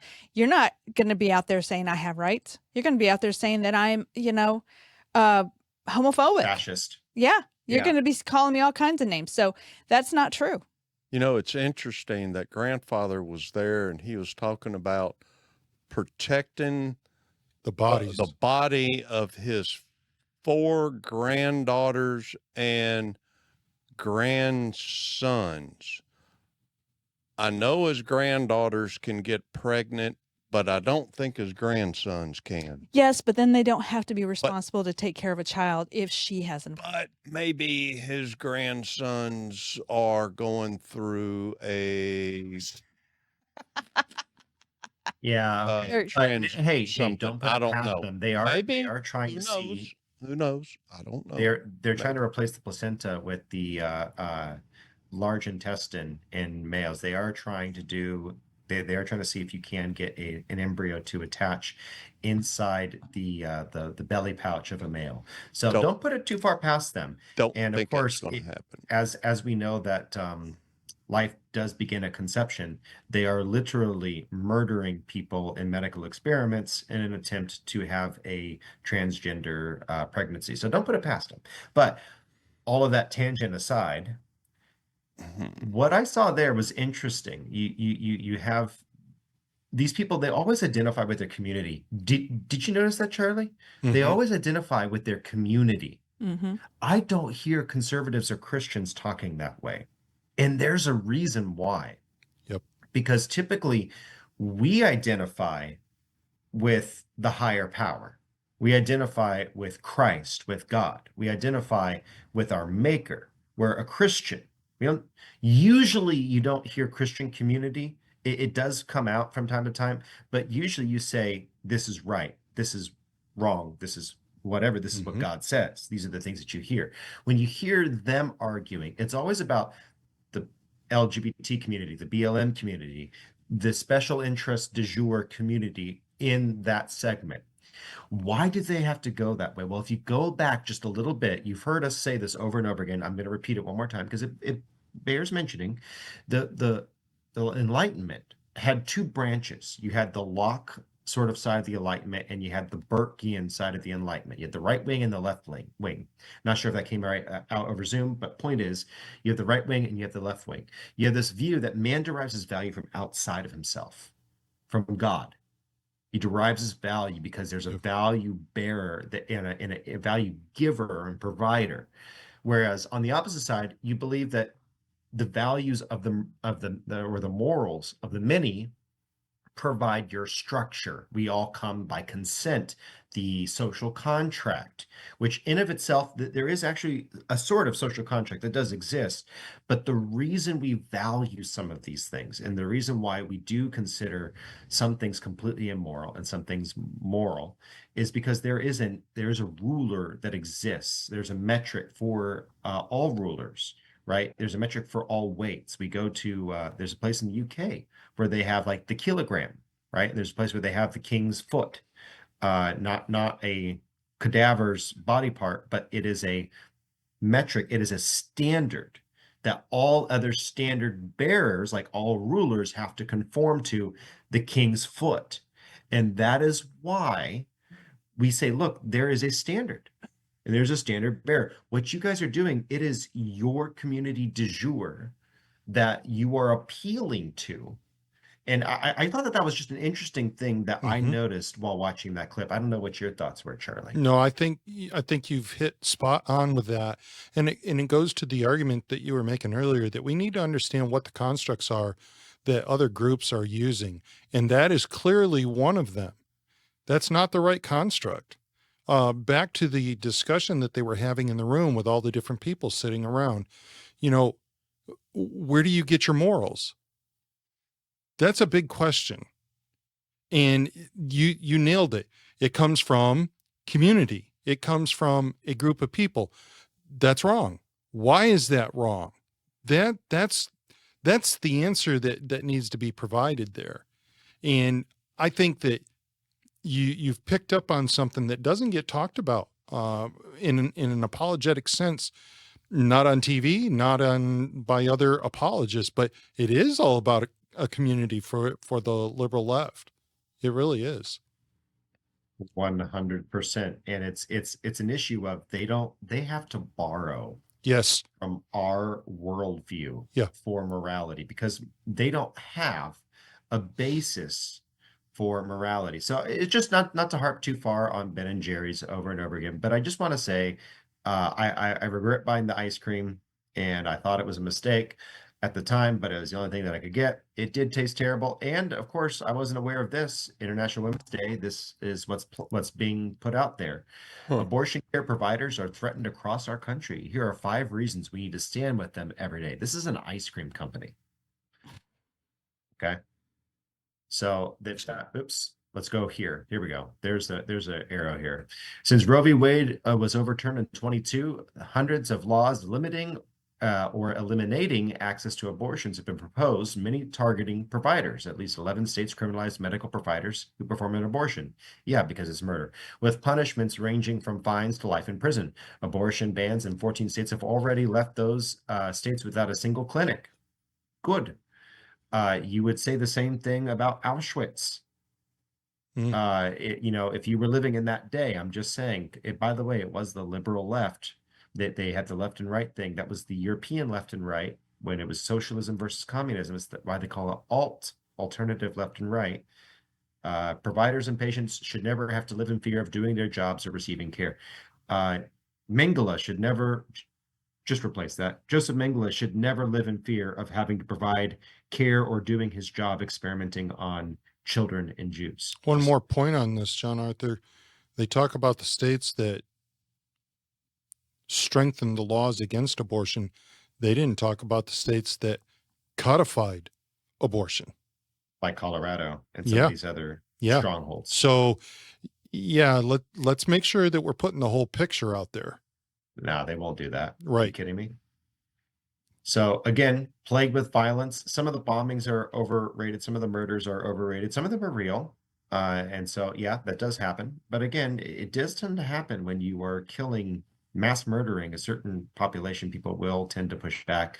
I'm not advocating for that. I'm not agreeing with that. I think that we need to win hearts and minds, and we need to win the whole culture over. However, I do understand what people are doing. I don't think we should be about that. I really don't. We should not be doing that. Condemn the assassination of abortionists. And should not happen. John Arthur, I didn't get a chance to see if this was okay, but I'll tell you what, I'd like to make mention of one thing here. If you're listening and you're really contemplating whether you want to go through with something like this, there are some excellent ministries out there that will help you. They'll give you what you need, really, when you get down to it. I'm familiar with one that is called Mission Preborn, and they do a phenomenal work. So if you're a woman and you're expecting maybe right now, and you're contemplating this and it's just gnawing at you, I want you to know there are places out there that will help you, and they'll care for your soul. Indeed. So again, here they start to bring in the BLM side of this. Black communities are most affected. Yeah, that's because they were most targeted. Next question. Vote at the ballot box. Okay, good. Go ahead and vote for your rights. But then again, you guys have been voting against marginalized communities since the 1800s. And Republicans have been pushing back on you guys for more freedom, not equity, freedom, which is a better thing. Just saying abortion care, providers need our help, and so this is where I was going to wrap it. But Charlie, you've already beat me to the punch. We need to be supporting missions like Preborn. We need to be pushing our churches to actually be supplying diapers and baby needs. I know that our church does that on the regular. People do need to start to walk the walk when it comes to talking about abortion. We do need to be living in a culture, hopefully, that is pushing towards abstinence and marriage. However, when abstinence does not work out, marriage needs to be supported, and single motherhood whenever possible, and especially when you're not enabling. If there's any way to provide just diapers, care, someone to talk to, someone to provide that night shift babysitter that is required. We need to figure out as a community, as a nation, and as, of course, faith, how to support women who aren't choosing abortion. And so there are plenty of ministries for that. We need to be the answer, because they have their own answers, and they're wrong, and they're bad answers, and they're disastrous, but they do have answers. So we need to make sure that we have a good answer, and probably stay away from the Ben and Jerry's. Did not like it, and now I regret purchasing it even more. It is one of the wokest organizations you'll ever see, one of the most liberal. I even hesitate to get Dunkin' because of them, because it's owned by Ben and Jerry's. Yeah, they're all kind of in the same category, aren't they? Yep. So a real pity. I'll go with the Texas brand. Go with it. Oh, Bluebell. Yeah. Bluebell or Tillamook. Definitely a fan of any of those. I think that those are very, very worthy candidates. You can find the good ice creams. Just trust me. They do exist, and you'll have fun. They'll be good. But with that said, any thoughts before we move on to the next one? I think we're going to go ahead and we're going to move into we'll go ahead and move into the Abigail Adams letter to Abigail Adams from John Adams first. And I think we're going to do that for time so we can get to Nicki Knows Facts. And of course, we're going to finish off. This week, we've been reading The Great Divorce. We're in chapter 5. For those of you just tuning in, stick around. We'll kind of pull out to there. A little bit from the culture wars, a little bit more into some thoughts here on the general values that our country was built upon. And this is a letter from John to Abigail Adams. This was on July 13th, 1776. Now, this is just after formulating everything. July 4th has not been declared, so I think you'll kind of see John living in the world that he is in at the moment. Had a declaration of independence been made 7 months ago, it would have been attended with many great and glorious effects. We might, before this hour, have formed alliances with foreign states. We should have mastered Quebec. We'll talk about that in a second. Possession of Canada. You will perhaps wonder how such a declaration would have influenced our affairs in Canada, but if I could write with freedom, I could easily convince you that it would, and explain to you the manner how. Many gentlemen in high stations of great influence have been duped by the ministerial bubble of commissioners to treat. So That is some beautiful yet flowery language. What exactly is John Adams saying? Well, first off, he's saying, hey, we finally have approved our Constitution on July 2nd. July 4th, and he's living in July 3rd at the time, so he's kind of jumping the gun a little bit and saying July 2nd will be remembered forever, he says in this letter. And he's excited, but he says, if we had done it just a couple of months earlier, we would have marched on Quebec and Montreal, and we would have wiped out Canada and been able to secure it. It's kind of funny. Miss Nicki noted this when we were talking about this last week. It's kind of funny how our evil top hat has been a subject of discussion for years. Yeah, Go ahead. I was just saying that, here he's talking about Canada, and now, Trump said that we could, annex Canada to the United States. I just thought it was quite funny that, it wouldn't be topic. It wouldn't be annexing. There would be an agreement there. I think of annexing as overtaking. I mean, just you don't get a choice in it. I guess it'd be kind of annexing. Then it would have been a full it would have been full out. That's not what we're looking for. I have to say, and I understand where John Adams is coming from here. He's nervous about having the British up above them. I totally get that. It was a well-founded and a completely understood issue, Yes. because in 1812, that's how they ingressed, and the Canadians are so proud of themselves. Yeah, we burned down the White House in 1812. They're so happy with themselves. But the problem is, for America, you would have been dealing, if you think that San Francisco, Chicago, New York is really bad right now from a cultural standpoint, think about adding Toronto and Quebec City in. I mean, that would be very rough indeed. And so, I love Canadian people. They are more liberal minded.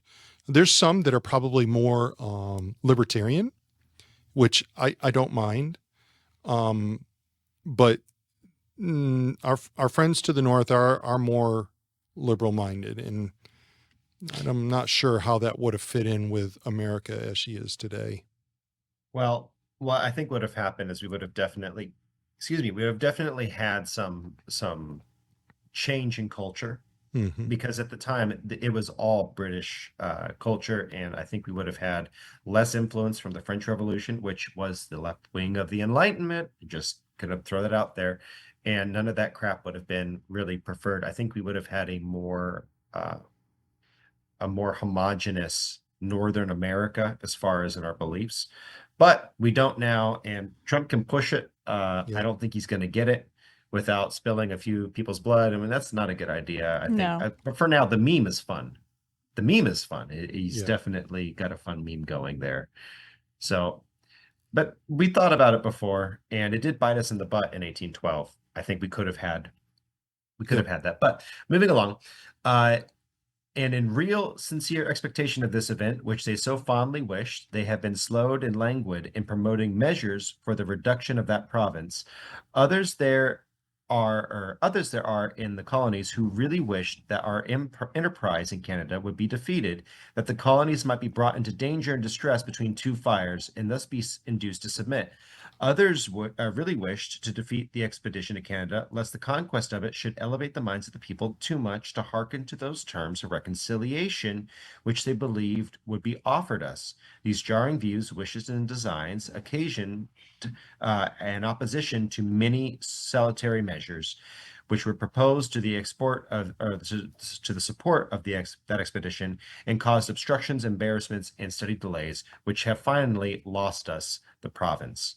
So, again, just for those who are missing, or for the recap, there were people who were Tories, folks who wanted us to reconcile back with Great Britain, who were pushing back and saying, wait, we still want to reconcile. And that was one of the largest factions that pushed back against the Canadian seizure. And I do think that that will go down in history as a lost opportunity, much in the way that MacArthur, I think it does go down rather, much in the way that MacArthur really lost the opportunity to take the war all the way through North Korea and into China. And it was a huge mistake for us to not do that, because I believe that having liberalized or westernized, I'll use that term, westernized China would have been a very different world. And we had the power at the time to do so. We were worried about the Russians, but you look back on some of these things in histories and you can armchair general the snot out of history. But at the end of the day, I don't think it's all that viable. It is a little bit fun. It's a bit self-congratulatory, but I do think we would have actually done very well taking Canada over back then. We would have prevented the War of 1812, or at least greatly subdued the amount of American lives lost by these folks. But all things work together for good, because the history books say the War of 1812 really brought unity in the United States, because they were really divided between those who wanted to stay with England and those who wanted to be independent. And then the War of 1812 happened. Correct. And actually he gets to that in just a moment. So let's push through just a little bit more after this paragraph. He gets to that specifically. And all these causes, however, in conjunction, would have not have disappointed us if it had not been for a misfortune which could not be foreseen and perhaps could not have been prevented. I mean, the prevalence of the smallpox among our troops. This fatal pestilence completed our destruction. It is a frown of providence upon us, which we ought to lay to heart. I think that this is a really interesting moment of clarity from John Adams. And he's saying, look, we would have pushed through, but ultimately we had an act of God occur, and we just could not move the troops. So we can kind of debate that in the back of our minds as to what could have been, what would have been. However, everything is in God's hands, and so is the current debate with Canada. Although I don't think we're going to get Canada. I don't either. No, I'm not sure. I really don't want. I don't want them as a state. They're going to let them just be Canada. But on the other hand, the delay of this declaration to this time has many great advantages attending it. This is to your point, Miss Nicki. The hopes of reconciliation, which were fondly entertained by the multitudes of honest and well-meaning, though weak and mistaken people, John Adams was a savage, have been gradually and at last totally extinguished. Time has been given for the whole people maturely to consider the great question of independence and ripen their judgments, dissipate their fears, and allure their hopes by discussing it in newspapers and pamphlets, by debating it in assemblies, conventions, committees of safety and inspection, in town and country meetings, as well as private conversations, so that the whole people in every colony of the 13 have now adopted it as their own act. This will cement the Union and avoid those heats and perhaps convulsions which might have been occasioned by such a declaration 6 months ago. You've got to remember, there were a lot of people, and John MacArthur today, our pastor friend out on the West Coast, firmly believed until tyranny hit his own church, and all of a sudden he realized that he was wrong. He firmly believed that you could never, ever disagree with the government. In fact, he even went so far, and this is the reason I stopped listening to him, he basically all but said, you should have, as a Nazi German, marched for your party and country in World War II. You have no right to dissent from the government. And the people who were rebelling were doing wrong, because you have a duty to your country and to live peaceably within your country. And so God bless John MacArthur. I'm glad his own church was threatened. And, the tyranny, the evil, he got to see it, just a small shred of it. And all of a sudden he changed his tune. There were a lot of such people as John MacArthur in the day of John Adams and the day of our founding. And I think it bears mention that that pacifist idea doesn't work. Yep. Man, that is really well said. I have a lot of respect for John MacArthur, but that's a wrong. God bless him. But yeah, he was definitely incorrect. Yeah. as our President Trump would say, wrong. He was very wrong. He, God bless him. Mean him the best. So, next clip pushing through here. But the day has passed. The second day of July, 1776, will be the most memorable epoch in the history of America. I am apt to believe that it will be celebrated by succeeding generations as the great anniversary festival. It ought to be commemorated as a day of deliverance by solemn acts of devotion to God Almighty. It ought to be solemnized with pomp and parade, with shows and games and sports and guns and bells and bonfires and illuminations from one end of this continent to the other, from this time forward and forevermore. Again, really written at the time. He did not know that July 4th would be the day. He's writing this on July 3rd. But July 2nd was the day it was ratified. July 4th was the day it was declared. So I just found that to be a fun little moment of history where you're kind of seeing this man live on the ground, but things do adapt and change. And he had a really good grasp of things. Mm-hmm. Great leader. Absolutely. Great leader. One of the best. And so absolutely fantastic. And then, last cut from the letter from John Adams to Abigail Adams. You will think me transported with enthusiasm, but I am not. I am well aware of the toil and blood and treasure that it will cost us to maintain this declaration and support and defend these states. Yet through all the gloom, I can see the rays of ravishing light and glory, and I can see that the end is more than the worth of all the means, is worth all the means. And that posterity will triumph in that day's transaction, even although we should rue it, which I trust in God we shall not. Again, a little bit of difficult language there to read, but if you think I'm crazy with joy, you think I'm acting like a giddy schoolgirl, and I don't know the amount of darkness that is coming. I am aware of the dark days that are coming, and I trust in God that we will not regret this exploit. This expedition into the unknown. They were rebelling against the largest empire in the world. And they were praying, and they were doing it, I believe, fully for the right reasons, because they were trying to protect their families, their faith, and their freedom. And I think it's a beautiful letter that you see written here. And maybe we'll do the one from Abigail to John in the near future, because Miss Nicki and I were talking about some of those letters. There are, I think, it's hundreds of letters between the two, and they've all been published. It was actually a source of pride for John Adams that someone, I guess she bundled them up and got them copied. And it was something that happened contemporaneously to them. This letter was actually edited a couple of times by John Adams just to clarify a couple little bits here or there, or to fix whatever. But there's a lot of interesting history there. Anyway, beautiful letter. Any thoughts there? No, I think it's a great thing that they preserve that part of history. Yes, that I was just going to say that. And this is another reason when people want to attack our founding fathers, we have so much of their letters and information that proves that the attacks are false. 100%. They're not religious people. They never intended this to be a religious country. Oh, they didn't, did they? They didn't believe in God. They intended it to be a denominationless country, but very much built under God. Yes. So moving on to our next segment, we have a new segment that we've been doing the last few weeks, and it is Nicki Knows Facts. Yeah. So John Arthur, where are you and what time is it?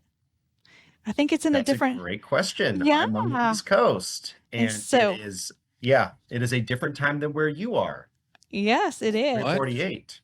Actually, I have to give my husband credit. He was the one that kind of gave me this idea to look this up. So we're going to talk about the history of the standardization of time zones. And you know what? Before we recognize time zones, people just set their clocks to high noon. You go out, it's noon, you we didn't have electronics. So it was all, manual clocks and stuff. And so that's how it went. In some large towns and cities, actually people would go around and they would set your clock for you.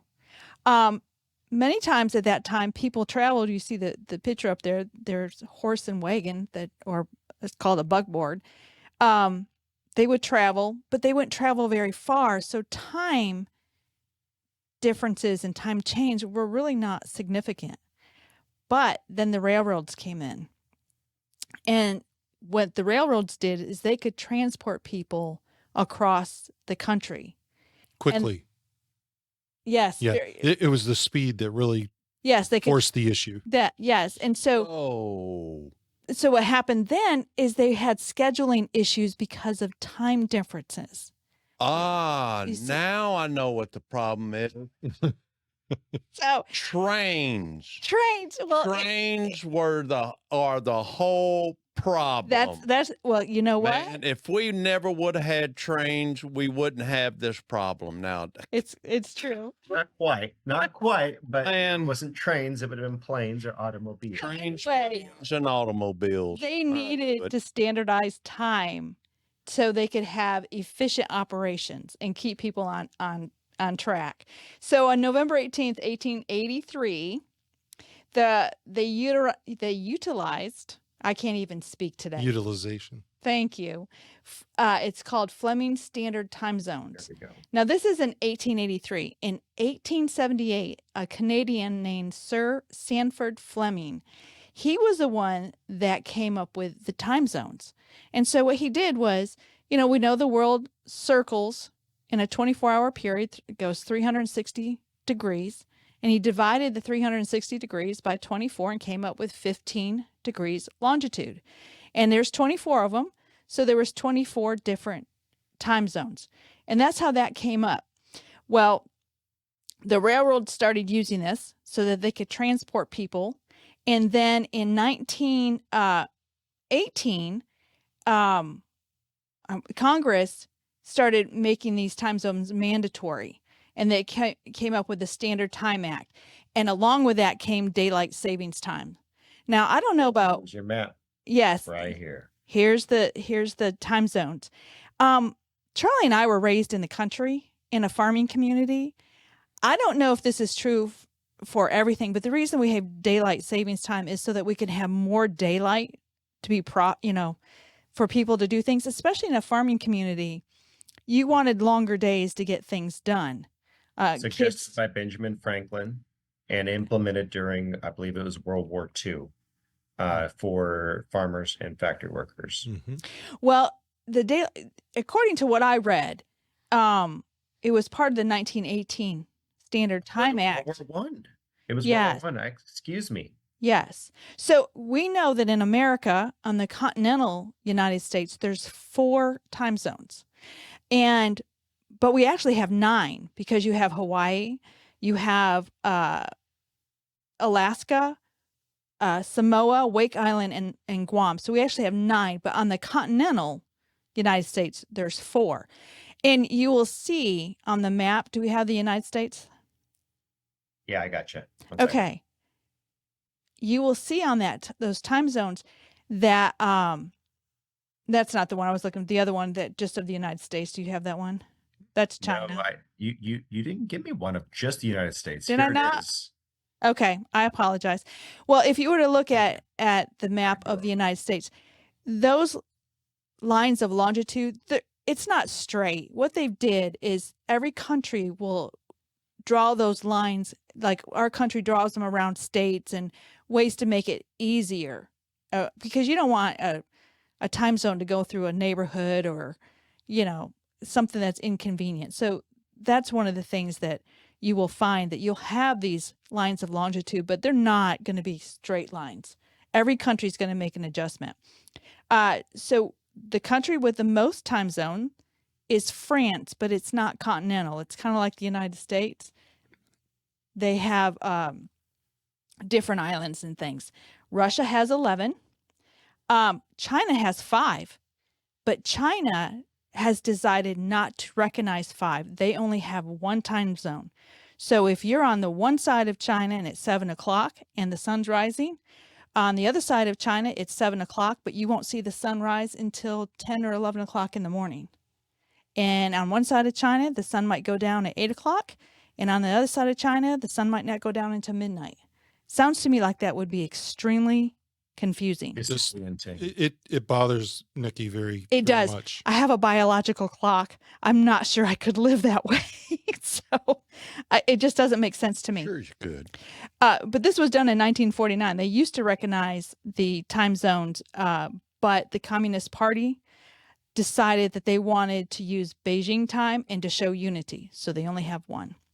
And last little point here about time zones is we said countries can do what they want. This is really interesting. In December 30th, 2011, Samoa, look this up, Samoa skipped that day to get on a different time zone. It's interesting. So anyway, my husband keeps saying, you're taking up too much time, we have what's called Coordinated Universal Time today, and that is primary time standard that is set globally. So that's, if you ever see the term UTC, that's what that means. So anyway, that was fun to do. That's an interesting topic. It's a fun one. So we're kind of wrapping up here. I don't think we have enough time to actually properly do The Great Divorce, Chapter 5. I want to give that a little bit of time to breathe. It's an interesting chapter, and it is about the liberal theologian. So tune in next week when we are going to go over that. It's going to be a fun one for sure. Looking at all of the beliefs, the good things that you do for God that ultimately aren't for God. They're for your own self-flagellate or self-promotion. How about that? It really ends up being nothing but dust. We'll talk about it then. For now, final thoughts for the day, Miss Nicki. Oh, well, we're not going to do The Great Divorce, but I thought the gentleman who had the conservatives that he was talking to, I thought he would make the great theologian. He would be, he very much sits well in that, the atheist. It's a scary thing, actually. Yeah. Charlie. I think one of the things that I'm taking away from today's episode is your point about we need to be winsome. And so I think it's really good for us to approach our arguments from the point of view of, look, we're not looking to dominate. Let's win the heart. That's what's going to be effective. Absolutely. I totally agree. There's a time to win, and there's also a time to win the person. Yeah. We want to make sure that we're doing both. I think that was a time to win, but you can also do it while being winsome. Yeah, I think those are things you can do. Yeah, and don't get me wrong. I'm not saying I have any issue with what these individuals put forth, but it needs to be in our mind. It needs to be in our conscious. What are we trying to do? We don't need to be another talking head. We need to win hearts and thoughts. Correct. 100%. Steve. Yeah. It's good to make sure that when you go out into the world to talk to people like Charlie's talking about, to win hearts and minds, be up on your apologetics. You're going to have people that are going to throw a brick against the wall or into the glass window, or so to speak, to try to tear up your arguments. You need to be able to combat those arguments with truth. And truth comes from good apologetics, learned from where truth comes from, and that is God's word. Amen. Amen. It's good to have a defense of the faith. Make sure that you're always ready to believe what you believe, whether it is your political persuasion, whether it is your belief in Christ, whether it is your belief in I have the right to raise my own children the way that I want to. Have a reason prepared, a defense prepared, as St. Peter said, for for the hope in which you believe. That is always our objective and our goal here. Thank you guys for listening in. It's been a privilege. And frankly, I just want to say this one last thing, moving on. We're in a time where people are yearning for truth. Make sure that you're ready to introduce them to him, because you know truth. He has a name. His name is Christ. And bearing that truth, that is the ultimate objective of you being on earth. You ever wonder why you're not raptured away the moment you accept Christ? Why you don't just poof? It's to bear witness to the truth. Amen. It's what Jesus Christ did while he was on this earth. He bore witness to the truth himself. We are left here to bear witness to truth, and he has a name. And make sure you're about spreading his name this week. So that's it. We love you so much. We got anything else for you? Have a wonderful week.